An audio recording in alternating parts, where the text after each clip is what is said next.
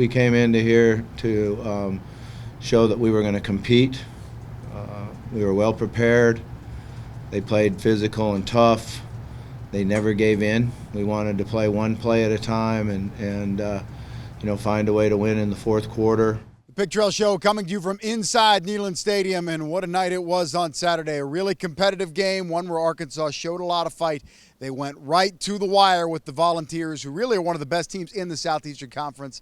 But yet again, it's Arkansas almost. The Hogs just a couple plays away. Bobby Petrino making his debut as the interim head coach and taking a lot of accountability for why this team came up just a couple plays short of their upset bid of Tennessee on Saturday night.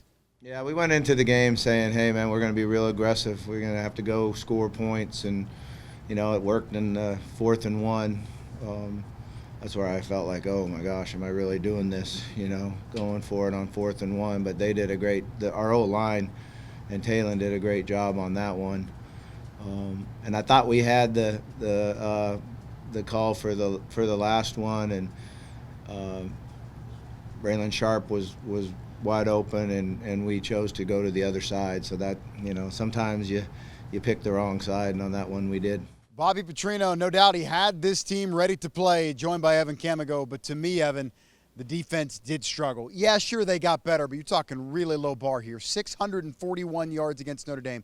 They did get off the field at times when they had to, but still, way too many yards and 34 points. Hard to call it a good effort. Yeah, almost 500 yards by the Tennessee offense yet again. It's something that, the effort was there. It was better. It wasn't 56 points that we saw a couple of weeks ago. It was 34, but still, you're not going to win many SEC games if you're giving up 34 points. Now, to be a little bit nicer than what most people at home are probably thinking right now, there's been a lot of changes on the defensive side. Obviously, Jay Hayes comes in, Chris Wilson, the new defensive coordinator, so adjustments have had to be made for this Arkansas team, but the guys say that this is a stepping stone, and they're actually pretty excited and happy about how the defense fared and looking forward to the future with the new staff. I thought it was solid. Obviously, there's things we can get better. We just got to be on the same page more often. I think, obviously we can take a lot coming from this game, good and bad. We just got to honestly just keep it going, man, and not stay hung back on the bat too much. Try to take what we can from it and then get better from it. And we can't really change too much, especially in the middle of the year. I think we're just trying to build around what was already installed and tweaking things just to make it simpler for us, so we can go out there and play as fast as we can and without a doubt. So you can see the talent that we have on display, like within this defense. We have a lot of talent. Regardless, close but no cigar for this Arkansas defense, but trending in the right direction, Trey. Absolutely. There's a lot of positives you can build off this game and exactly how it went down. But, Evan, a big thought to me, what exactly did Bobby Petrino do to get through to this team? Because to me, a lot of people, and for good reason, this team was written off. You lose a game by 43 points that way. You're firing 3 assistants. The head coach is gone. You wonder, this era of college football, how exactly can you get the thing back on the rails?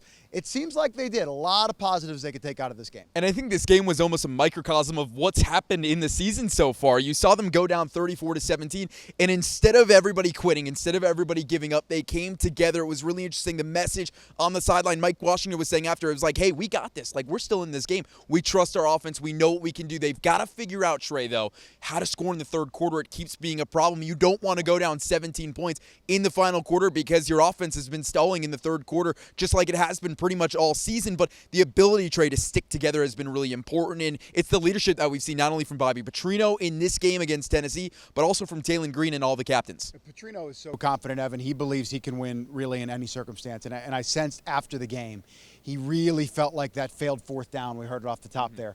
One of the really key points in the game. You lose a game by 3 points. You don't take the points there. Maybe that's where it got lost. To me, though, I'm 6 in one, half a dozen in the other.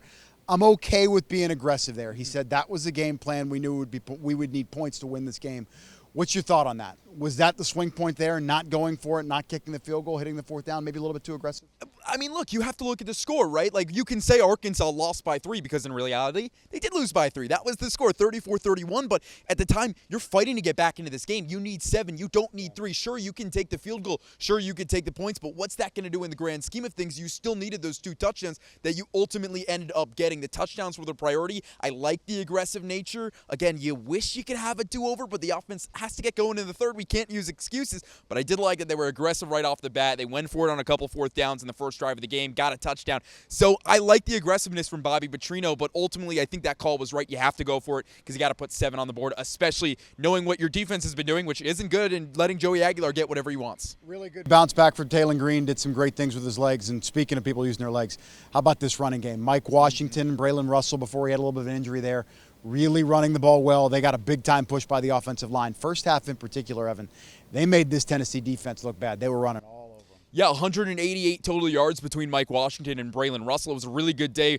Washington had over 130. I think it was 13 plays in for Washington, 13 rushes to get to that 100-yard mark, which is really good for Mike Washington. Bobby challenged these guys before the game, said, hey, we got to get the running game going. It was good to see they got going, and absolutely stellar by both of those guys. Obviously, you don't want Braylon Russell to fumble. A couple costly fumbles for this Arkansas team, but at the end of the day, steps in the right direction. That's all you can ask for right now. Clearly, they have the talent to hang with anyone in the SEC. The question is, can they put it together for a full 60? A quick thought here to wrap it up. Next 3, all at home. First up, Texas A&M, a top 25 team. Been very good all season long. What are your thoughts now? Arkansas, 3 straight home games.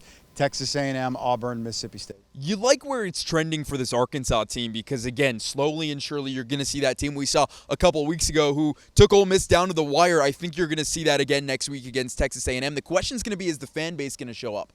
That's the big question. Is Arkansas going to have their support behind them? I'd like to think they're going to. I'd like to think the fans are going to be there. It'll also be fun to see Bobby Petrino go up against one of the former teams he was the OC for before coming to Fayetteville. In fairness, that is a long, long list. Bummer they don't get the win, but a lot of fight from Arkansas.